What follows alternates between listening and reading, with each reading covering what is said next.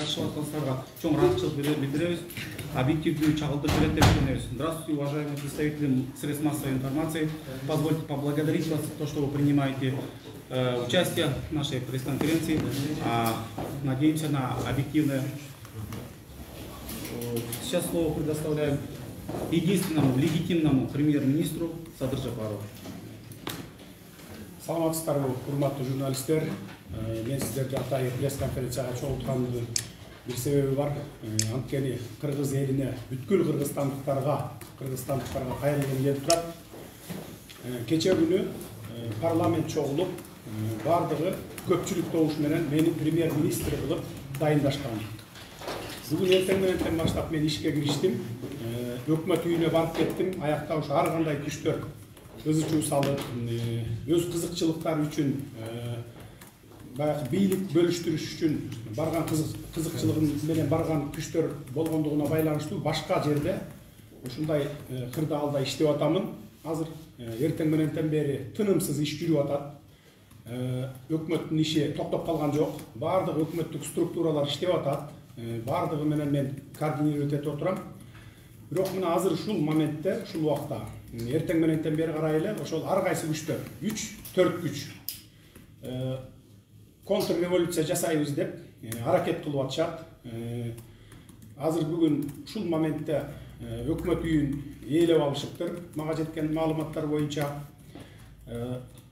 бүгүн кырдаал оор, абдан оор, бир 300дөй киши менен барып туруп кирген экен. Бизге бүгүн Кыргызстанга бийлик талашып отура турган убак эмес. Мен легитимдүү премьер-министр катары иштеп атамын. Эгерде азыр мен аттарын айта албайм, дагы толук информация алып туруп айтамын. Айрым 1-2 күчү ошолордун арасынан артында ошо чоң фигуралар турат. Курал таратып, ушундай басып алабыз, анан согуш чыгарабыз деген ушундай пикирлерди айтып атыптыр. Пландарды түзүп атыптыр ошондой. Толук маалымат алам дагы, эгерде ошондой боло турган болсо, анда мен дагы пресс-конференцияга чакырып туруп сиздерге аттарына чейин толук айтамын. Жалпы элге кайрылуу жасайм. Менин премьер-министрлик кызматым бул легитимдүү болду. Мага мисалы бир жерди барып басып алып, анан ошол жерде легитимсиз болуп отурганды мен каалабайм. Кече күнү ошо кечке чейин депутаттар чогулуп мени официалдуу түрдө премьер-министр кылышкан.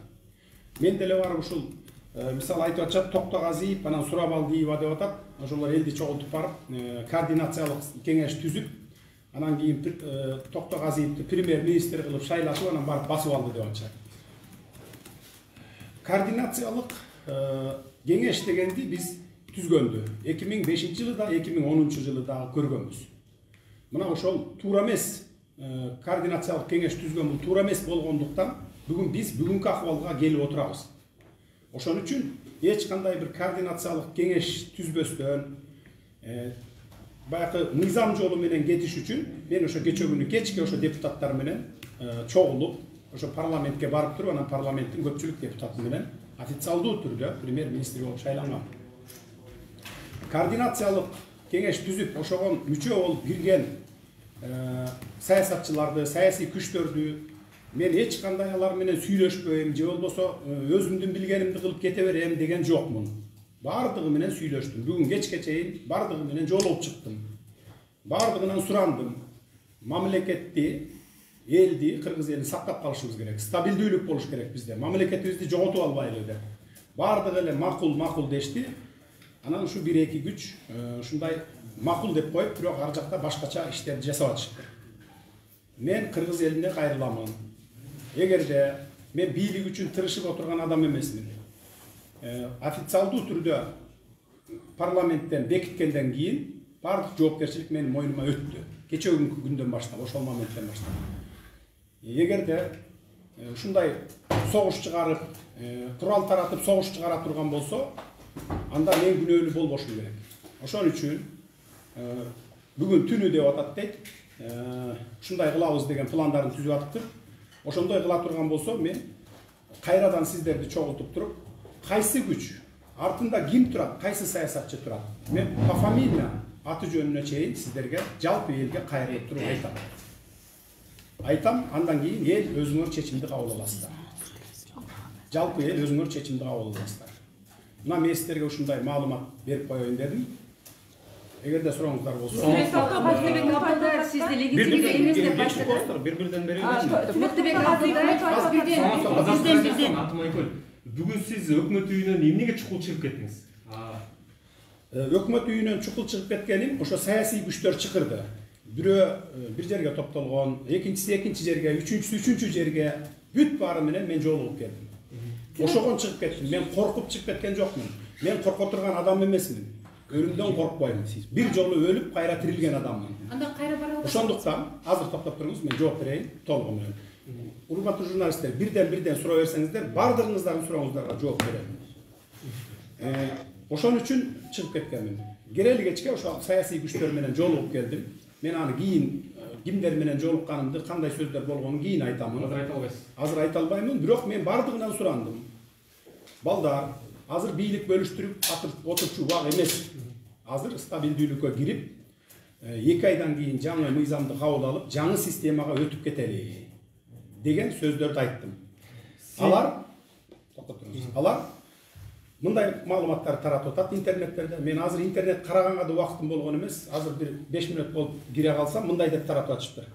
Матраимовдун кадрларын коюп салды. Анан ЖМБ өкмөттөр менен сүйлөшүп атат. Алар менен мындай бир сговорго кирип кетти деген материалдар таратып атат. Урматтуу калайык калп, урматтуу ошол жанагы аянтта жүргөн, өкмөт үйүн басып алган жаштарга айтып коеюн, айрыкча жаштар. Силер жанагындай интрига кылган саясатчылардын бул калптарына ишенбеңиздер. Бир дагы должностька эч ким даже керек болсо уборщицаны назначать эте элекпиз бүгүнкү күндө. Мен көчөгүнкү гана позицияда турам.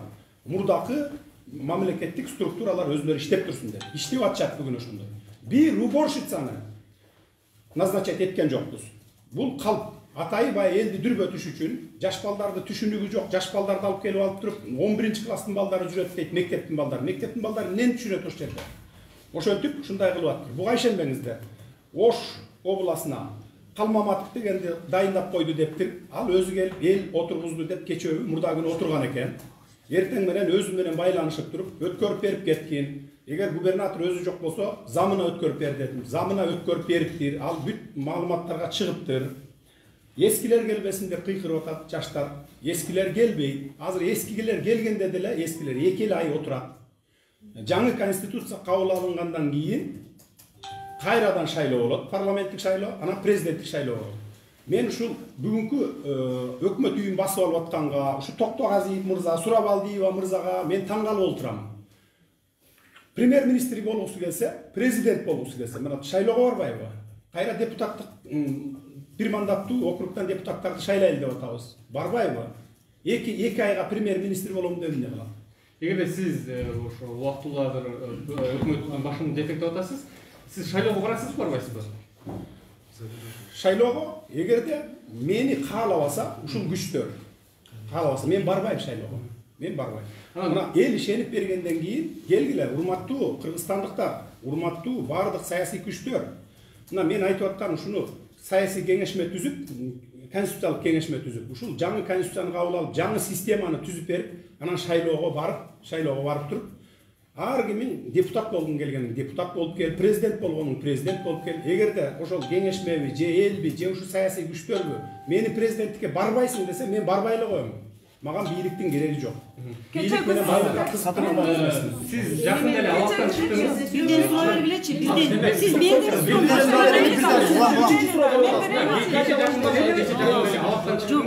эл арасында сөз жүрүп атпайбы? Ушу Жээнбековдун, Матраимовдун кландары жана криминалдык топтор жанагы кандидатурасын көрсөтүп, сиздин талапкериңизди бийликчил партиялар колдоп берди деп атат. Сиз буга кандай комментарий бересиз? Мисалы бардык депутаттар, бардык партиялар ал жака чогулган жок да мисалы. Эми мен аларды кайсы партия чогулду, кайсы күчтөр чогулду мен билбеймин. Алардын көбүн тааныбаймын дагы депутаттардын. Бирок азыр алардын баары мен үчүн колдош керек эмес. Ошолордун баары азыр мамлекетте стабилдүүлүк болуш үчүн, баягы мыйзамдуу жолго түшүп кетиш үчүн колдоп бериши керек. Мейли кимиси болбосун. Ал мен алар менен бирөө менен да сүйлөшкөн жокмун жекеме жеке. Мени колдоп бер же болбосо мындай кылып бер, тигиндей кылып бер деп. Мен тааныбайм аларды. Катя Урунханова. Сиз айтып кетсеңиз, айтып атпайсызбы, легитимдүү түрдө мен иштеп баштадым деп. Бирок бүгүн Мыктыбек Абдылдаев айтып атат, легитимдүү түрдө иштей элек, анткени азыр беките элек деп атат Жогорку Кеңеш. Ошон үчүн силер азыр легитимдүү эмес болуп калып атпайсыңарбы? Бул биринчи суроо. Экинчиси, сиз кандайча кече эле чыгып, кече эле ушу премьер-министрликке отуруп калдыңыз да, анан эмне үчүн ушу бир күндүн ичинде баардык соттук чечимдер кабыл алынып калды?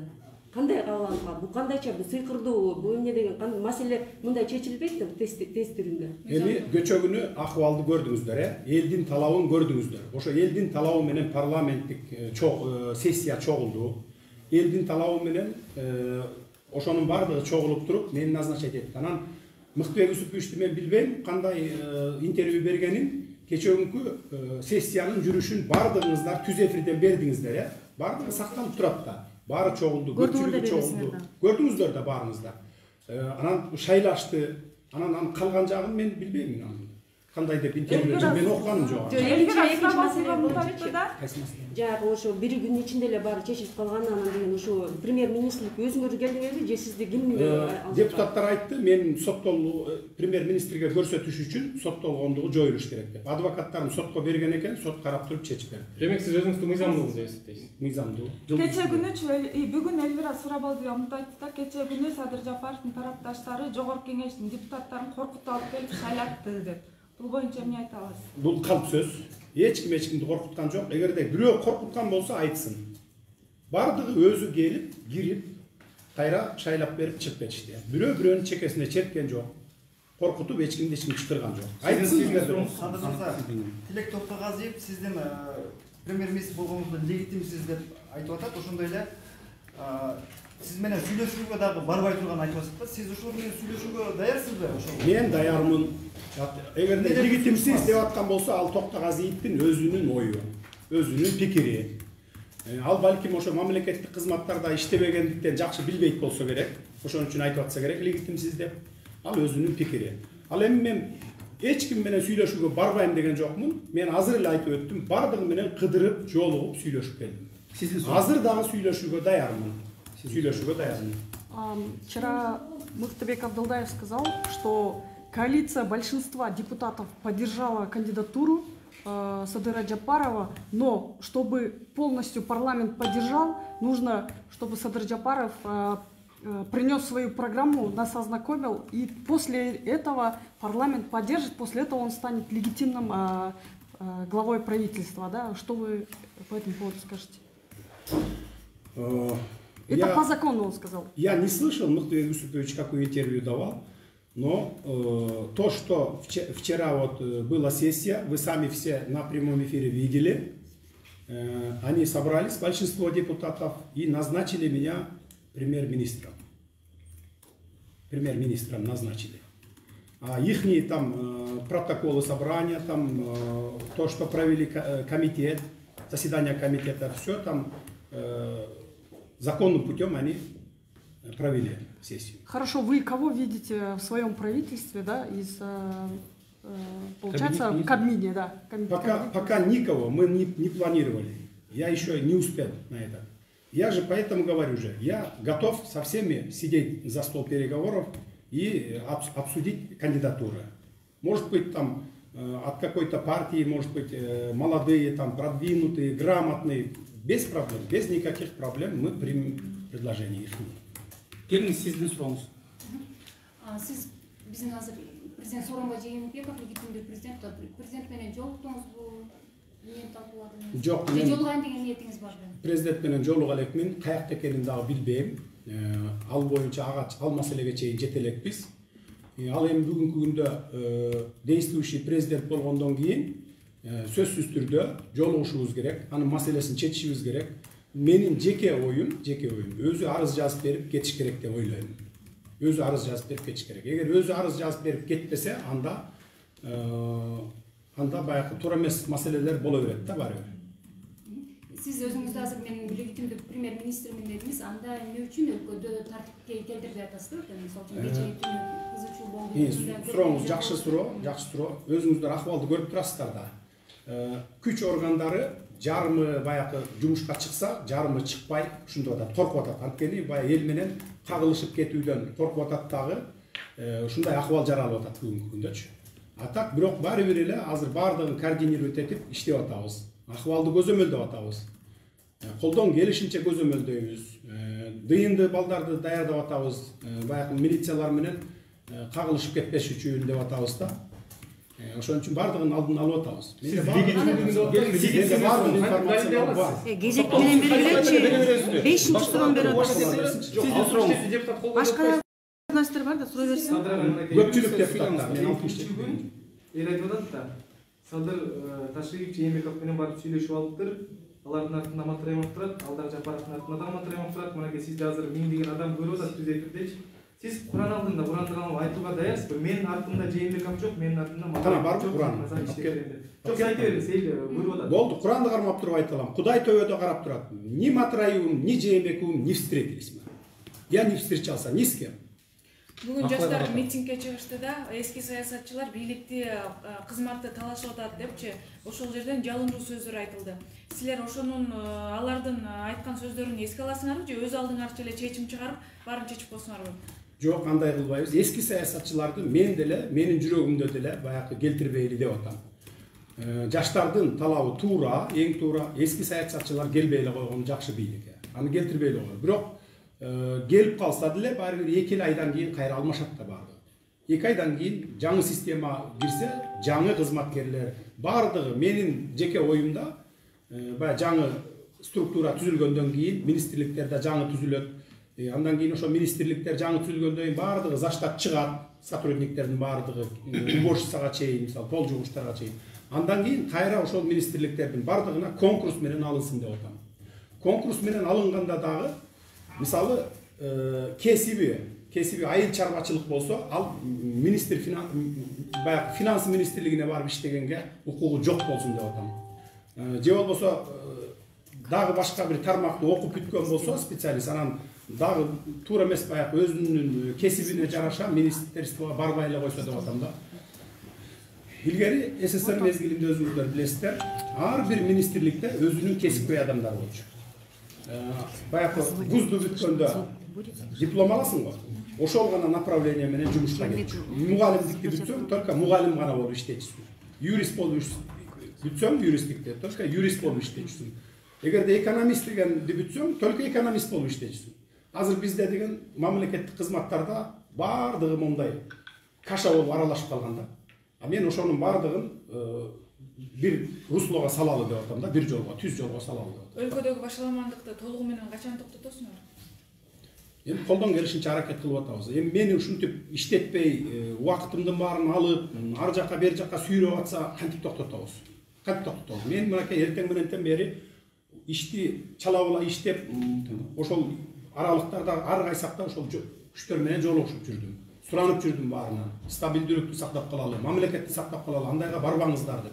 Рахмат. Кийинки суроо. Суроо эле улайда, мисалы ошо баянтта жаштар элдер чогулуп атат, ошо жанагы эски саясатчылар келбесин деп, мисалы ошол жака республика бир катар партиянын өкүлдөрү бар эле. Мурда эле саясатта жүрүшкөндө алар трибунада келтирбей койду. Эми элдин сүрү деген элдин сүрү да. Алардын ою боюнча сиз деле эски саясатчылардын катарына кирип атасыз да. Буга кандай көз караш? Ал жаштардын талабын мен билип атам. Эски жана коррупционер, ички иш жегич, кыргыз мамлекетине зыянын тийгизген саясатчылар жөнүндө айтып атат. Менин бир тыйындык зыян келтиргенимди билесизби мамлекетке? Айта аласызбы? Мамлекетке зыян келтирген. Же бир жерден бир сом мурдап алган деген менин аркамда макам барбы мойнумда?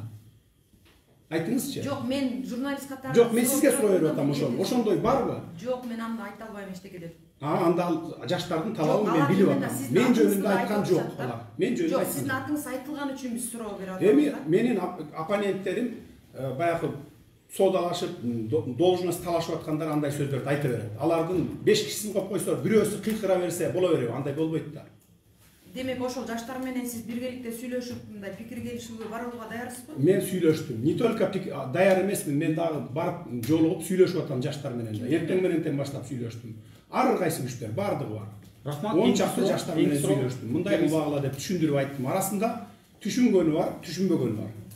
Мисалы, могу системаны мен айтып атпайм да, азыр мындай бир мыйзамдуу жол менен кетип атабыз биз, ошондон чыкпайлы десең, түшүнбөйт, такыр башканы айтып атат да, талап кылып атат. Ал андай болбой калат десең, алар ойлоп атат, как будто мен бир жеке кызыкчылыгым үчүн ошону ушинтип болбой аткандай көрүп атат да. Мага мен жеке кызыкчылыгым үчүн эч нерсе жасабайм. Бүт бардыгын только мамлекеттин, элдин кызыкчылыгы үчүн жасайм. Мен муну эгерде убакыт беришсе, ушул күчтөр маган азыр каршы чыгып аткан күчтөр маган 10-15 күн эле убакыт беришсе, тынч болуп эле. Мен бардык ишим менен көргөзөм, мен сөзүм менен эмес. Ишим менен көргөзөм. Ошон үчүн мына кыргыз элине кайрылып атам. Эл ишенип алып келип отургузуп, мынакей деп бардыгын тең бүтүрүп кеткенден кийин мен элдин ишеничин акташым керек. Можете прояснить один момент? Вчера все же за вас сколько депутатов проголосовало? Нам вчера официально сказали, что 67 депутатов, но сегодня Джанар Акаев и другие действующие еще легитимные депутаты сказали, что не больше 30. Действительно, мы вчера сами были на сессии, все 67 депутатов мы тоже не увидели. Проясните, сколько все же депутатов за вас проголосовало? И главная цель, второй вопрос, главная цель революции была, и сегодня требуют, чтобы во власть пришли новые лица. Считаете ли вы себя новым лицом или все же старым политиком? Спасибо. То, что там 67 голосов, это озвучили на сессии, я тоже слышал, но не видел документы. Но сказали 67 депутатов. Из них там, по-моему, 2 или 3 там была доверенность. По доверенности было. По доверенности. Ну, кому-то вот доверенность дали, и поэтому доверенность проголосовали. А сегодня я слышал, что они якобы они отзывают там свою доверенность. Если даже отзывают, да, сегодня хотят отзывать, например, это уже нелегитимно. Раз вчера дали, сессия прошла, уже это поздно уже отзывать. Присутствовали ли все 67 депутатов вчера на сессии? Потому что мы... Я не знаю, я не считал, у вас был прямой эфир, вы все снимали, вы видели, это вы сами посчитайте. Я депутатов даже на лицо некоторых не знаю вообще. На второй вопрос. Считаете ли вы себя новым лицом или же все же старым политиком? Я в политике с 2005 года. Я считаю себя новым политиком, не старым. Садыр Нуркожоев, айтсаңыз, сиз өзүңүздү легитимдүү премьер-министр катары айтып атасыз. Анан бүгүнкү күндө өлкөдө мыйзамсыз иштер аябай көп болуп атат да. Сиз ошол өзүңүздү легитимдүү премьер-министр деп жарыялаган күндөн баштап баягы ушул өлкөдө болуп жаткан бардык мыйзамсыз иштерге болобу, бардыгына жоопкерчилик алам деп ойлойсуз эртеңки күнү? Мен жоопкерчилик алганга даярмын. Бирок мен дагы бир жолу кайталап коеюн. Баягы только бийлик гана керек болгон. Мамлекеттин стабилдүүлүгү, мамлекеттин жок болуп кетиши, элдин баягы бири-бири менен кагылышып кетип, атышып, кырылышып кетиши, аларга бир тыйын болгон, бирок бийлик үчүн деген күчтөр мага тоскоолдук кылып атат. Ошондуктан мен кайрылып отурам сизге. Дагы бир жолу айтам, кайталаймын, жалпы элге кайрылып атамын. Маган ишеним көрсөтүп, ушинтип отургузгандан кийин мен жоопкерчиликти алышым керек. Эгерде ошол күчтөр дестабилизация кылып, ар кандай ушундай кагылышууга, граждандык согушка алып бара турган болсо, алып бара турганын мен көзүм жетсе, дароо баарыңыздарды чогултам да жалпы элге кайрылуу жасаймын дагы. Анда уже мен жоопкерчиликти албайм. Легитимдүү өзү чечип алат калган. Рахмат. Легитимдүү экениңизди сиз кантип далилдейсиз? Болбосо сизди эч ким тааныбайт. Иним айланайын, эми сен көчө күнү сессияны прямой эфирде тартып отурдуң го өзүң. Жок, кантип далилдейсиз? Мисалы, далилдеп турбайсың. 60тан ашуун депутат сизге кол коюп берди. Алардын колун сиз далилдеп бере аласызбы, мисалы? Кол койгондон кийин турат да, значит, кимде турат? Жогорку кеңештеби барып сурап албайсыздарбы? Сиз элдик лидер болсоңуз, башка күчтөрдүн башын бириктире аласызбы? Кайра кайталап жооп берейин. Бириктиргенге аракетимди кылып атам. Бирок эки күч баягы өзлөрүнүн талаптарын ультиматум коюп атат да, мындайча айтканда. Сиз көшөк артында жашынып алып, өзүңүздүн беделиңизди түшүрүп аткан жоксузбу, мисалы? Мен кайра көшөк артында жашынып сыяктуу жыйындарга катышып, мисалы, чогултуп. Мен даярмын, мени чакырса кантип барбай коем мен? Бардык жакка барып атам. Мен дагы бир жолу кайталайын. Кыдырып баары менен жолугуп келдим. Мен көшөк артында каякта отурам, жашынып отурамбы? Соттуулугуңузду бир күндө аныктап коюу канчалык реалдуу, мисалы? Ал эми обстановка кырдаалды көрүп турасыңар да. Бир күндө эмес, 1 саатта керек болсо актап койгон. Феликс Шаршембаевди 2005-жылы түрмөдөн чыгарып келип туруп түптүз апарып премьер-министрликке даже актабай туруп отургузуп койгон. эртеси күнү чечимин алып кетип берген. Бул кырдаалды көрдүңөр да өзүңөр. Можно вопрос? Бул саясий кырдаал ушундай болгондо болот экен. Вы сказали, сейчас ведете переговоры со вчерашнего дня, уже несколько дней уже ведете переговоры с разными силами, и сказали о том, что несколько групп ставят вам палки в колеса, да? А о ком вы говорите конкретно, можете сказать? Я пока именно не буду озвучивать, не буду, это пока еще рано. Совсем я перевел переговоры. Некоторые ставят ультиматум. Они просят должность, там, министерство. Я им говорю, давайте не будем пока назначать. Старая там система пусть работает. Они этого не хотят. Они один просит первый вице-премьер, премьером сделал, чтобы другой просит Министерство финансов и другой, там силовую структуру есть, которые просят ребята. У кого еще вопрос? Сиз көчөтөн бери премьер-министрин деп жарыяладыңыз, элдин баары деле жарыялады, анан бирок бүгүн да ошо чыгып атпайбы күчтөр легитимдүү эмес деп. Бирок сиз премьер-министр болуп иштеп атасыз. Тоготуп атабы сизди ушул мамлекеттик органда. Эмне үчүн кечетен бери түнү менен сиз ошо иштерин баарын деген ачыкка чыгарып, кайсы иштерди эмнени кылып атасыңар, ошону элге көрсөтпөй атасыңар. Эмне үчүн ушундай реакция болуп атат коомдо? Анткени сиз кылган иш көрүнбөй атат. Эгерде кылсаңыз ошону көрсөтүңүз. Мен да ошо ачыкка чыгарып элем. Сиз азыр деген сиз айтып атасыз, ушунда кырдаал болуп аткандан кийин анда ошо кырдаалга жараша иштешиңиз керек да. Сиз премьер-министрмин деп азыр да айтып атасыз. Бирок эл тааныбай атат сиз премьер-министр экениңизди.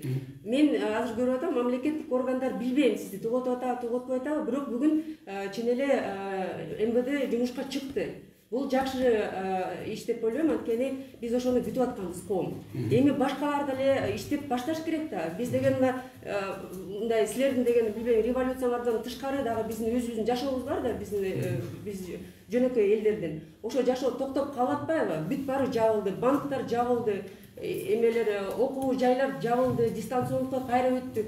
Бүт токтоп турат. Көчөтөн бери эмне кылдыңыз, эмне үчүн ачыкка чыгарбай атасыз иштериңерди?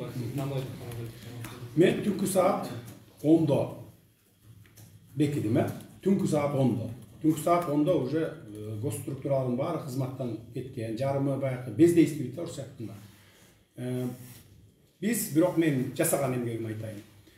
Резиденцияга баратат, жанагы Киргизия адинге баратат, тонойт экен ошол жака деп бараткан бир 400-500 адам бар экен. Ошолорго дыйындыларды организовать этип, жолун тозуп, токтотуп калдык. Бүт интернеттерден көрсөңүздөр болот. Мына муну биз жасадык. Андай кылбагыла атыш болуп кетет азыр деп аны жасап токтотуп калдык. Эртең мененден баштап милициялардын чыкканы, күч структураларынын чыкканы ошол биздин эмгегибиз. Бардыгын азыр координировать этип атабыз. Улам эле ошонун баарын ушу чакырып алып эле силерди айтып, антип жарыялап мен популист болгум келбейт. Просто менин чын жүрөгүмөн каалаганым стабилдүүлүктү орнотуп, түз правовой поле менен кетип калганды каалап атам. Мына жасап атабыз. Мына мен бир күн, бир суткада бул элек меникине. Мамлекеттик органдар баш ийип атабы? Баш ийип атат бардыгы тең. Мына мен охрана менен жүрөм. Гос охрана менен машинени берди, бардыгын берди, охрананын баарын. Күч структураларынын баары угуп атат. Мен дагы бир жолу кайталап кетейин, координировать этип бардыгына тапшырмаларды берип атам, аткарып атат полностью. Республика боюнча бардыгын айттым, жана Ошту айтып атпайбы, жазып атпайбы, Калмаматов деген ушундай бир бандитти дегенби, бандитти коюп салды деп. Ал барып отурган экен, мен ага өзүм жеке чалып туруп айттым эртең менен таң атпай 6'da. Бергин, мурдакы официалдуу түрдө мыйзам менен отурган замына бергин дедим. Ал бериптир, ошол замат бериптир. Бардык аткарып атат. Ал эми айрым жерлерде ошол акимиятты, жанагындай да областты басып алуулар болуп аткан экен, эми аны бардыгына бир моментте үлгүрбөйт экенсиң. Мына монтип аргай жакта жүргөндөн кийин.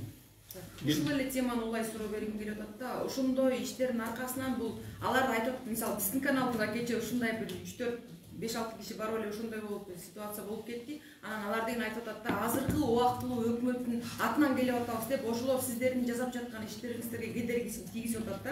Алардын иштеп жатканы, ошо кылып атканы, басып алып жатканы канчалык деңгээлде мыйзамдуу, анан кандай чара көрүлөт, качан чара көрүлөт? Мен биринчи күндөн баштап айтып атам, карындашым.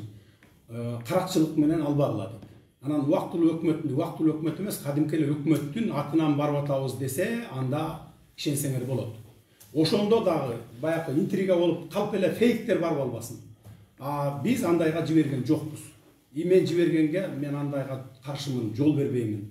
Башынан эле айтып келатпайм, мына мен башынан эле айтып келатам. Каракчылык жол менен эмес, мыйзамдуу жол менен кетели. Каракчылык жол менен болгондо 5 ай, 6 ай, 1 жылга чейин стабилдүүлүк орнобойт, экономика түшөт. Бардыгы мисалы кошуна мамлекеттер биздин чек араларды да жаап ташташы дагы мүмкүн. Абдан бир мындай сокку болушу мүмкүн да. Ошон үчүн мен суранып атам, мынакей саясий күчтөрдөн суранып атам, мага жардам бериңиздер деп. Должность ал табылат. Мейли ким каяка десе келсин ошо жаңылар. Ошол эле Токтогазиев Сурабалдиева берейин мына деп туруп, жаңы экен, жаңы болсо ошол тартып кете аласың деп. Токтогазиевке Минсельхозду берейин. Сурабалдиевага кайсы спец экен, анысын берейин, тартып кетсин мына. Мен аларда каршы чыгып аткан жокмун. Садыр Нуркожоевич, мен барып КТРдин кабарчылары мен жөнүндө айтып атат. Мен Садыр Жапаровдун атынан келдим, кимиңер отурасыңар, отурула.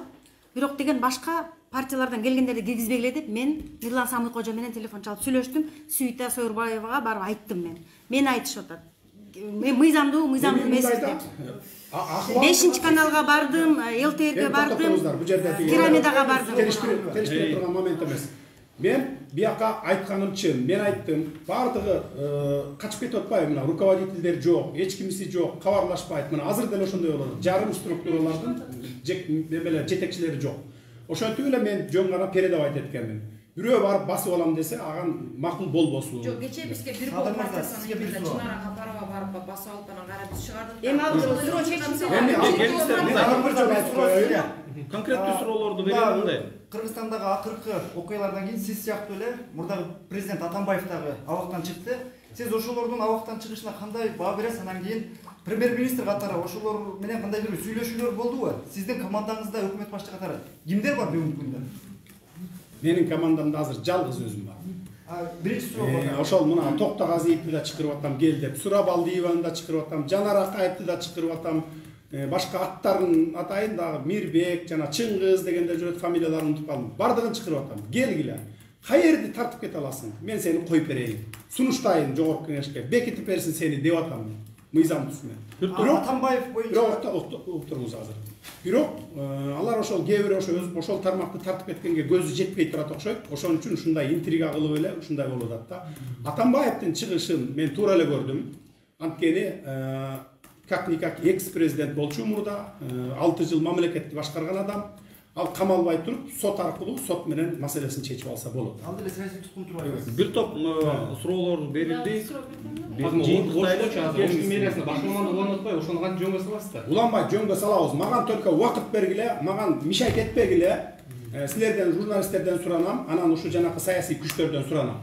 Азыр должность бөлүшүп отура турган убагыбыз эмес. Көлбаев менен кандай тиешеңиз бар? Эч кандай тиешем жок, байланышым да жок. Мен Көлбаев менен сүйлөшүп көргөн адаммын. Президент кол койдубу?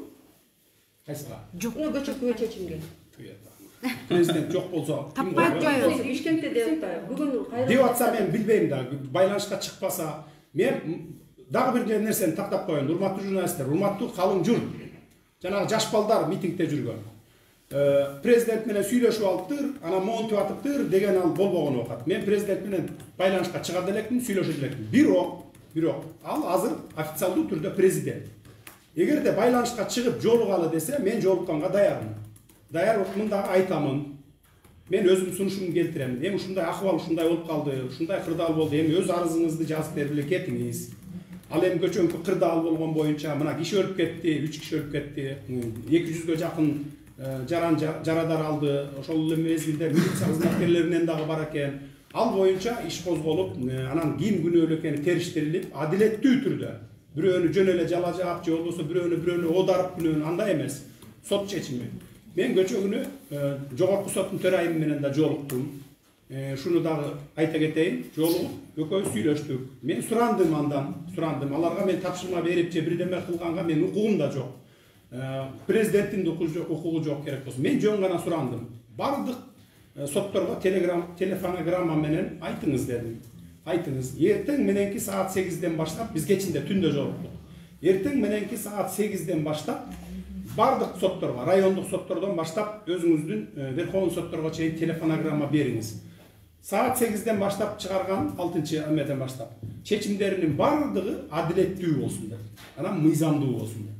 Буга чейинкиси эми ушу көрдүңөр, билесиңер соттордун чечимдери кандай чыгып атканын. Мен өз башыман өткөрдүм, жон терим менен сездим анын баарын. Көрдүм мынакей. Ошон үчүн мен сурандым. Эжеке, ушундай кылыңыз. Бир дагы сот райондон эгерде туура эмес чечим чыгарса, мыйзамсыз, адлетсиз чечим чыгарып койсо, самый главный адлетсиз чечим. Эми мыйзамдагы биздики кээ бир жери 50/50 болуп кетет да, мисалы. Бияка буруп койсоң да болот, бияка буруп койсоң да болот. Ошолорду айттым. Эң негизгиси адилеттүү чечим болсун. Бир дагы сот ушу сиздерден пайдаланып айтып кетейин, эми соттор деле көрүп турат, угуп турат. Бир дагы сот адилетсиз чечим чыгарбаңыздар. Эгерде адилетсиз чечим чыгарып, мыйзамсыз чечим чыгара турган болсоңуздар, дароо жоопко тартыласыздар. Мына мен силерден ушуну суранам. Мен ушу адилетсиздиктин жон терим менен сезип, көрүп келген адам катары, мына 10 жылдан бери, 8 жылдан бери ошону көрүп жүргөн адам катары мен силерден суранам. Сиздер судьялар жардам бериңиздер. Эл ошо райондо жашаган элдер, областта, шаарларда жашаган элдер, ушу эл революция болгонун, адилеттүүлүк орногонун бүгүн саат 8-ден баштап мындан ары сезиш керек ошонун баарын. А бирок көрсөтмө бергенге сиздин укугуңуз жок да. Мен көрсөтмө берген жокмун. Дагы бир жолу сизге айтып провокацион суроо бербеңиз. Сурандым деп атам. Кайра перекачать эту сурандым. Последние два вопроса. Вы. Скажите, пожалуйста, вот вы сказали, что вы единственный легитимный премьер-министр. Когда вы намерены приступить к своим обязанностям и когда пойдете в Дом правительства? Я сегодня с утра с 8 часов я приступил к работе. Всех госорганов я координирую. Даю команду, они выполняют мою команду. Вот я работаю. Я был утром в Доме правительства, а потом по делам я выехал. Встречаться с разными там силами. Скажите, пожалуйста, вот, продолжая тему, официальное рабочее место премьер-министра – Дом правительства. Но сейчас мы видим, что там неизвестно, что происходит. Все создают свои координационные советы, проводят там заседания. В то же время сами сотрудники, да, которые там до этого, даже рядовые сотрудники, не могут попасть внутрь на свои рабочие места, элементарно не могут вытащить свои личные вещи. Почему вы как премьер для начала не наведете в порядок в Доме правительства, не впустите в помещение своих же сотрудников и скажите, пожалуйста. Я еще раз повторяю, там различные силы хотят сделать контрреволюцию. А там не одна сила, там 2-3 силы. Они специально хотят провоцировать, понимаете? Поэтому я туда не отправляю милиционеров, там других. Там ДНД работает, понимаете? А сейчас народ ненавидит милицию, понимаете? Что если сейчас я отправлю там войска или там этот, может быть... А что, вы имеете отношение к ДНД? Ну вот этих дружинников, что ли? Да, я попросил ребят, они помогают. Чтобы помогает нам. Милицию помогает. Там тоже милиция тоже есть, они в гражданском форме. Вот я открыто скажу. Они им помогают. Понимаете? Если даже вот эту конференцию вы бы провели в Доме правительства, может быть, это как бы... Там невозможно провести. Поэтому я здесь работаю. Ну, я утром буду там. Рахмат ушумен пресс жыйынтыктайлы, келип берсеңизге чоң рахмат.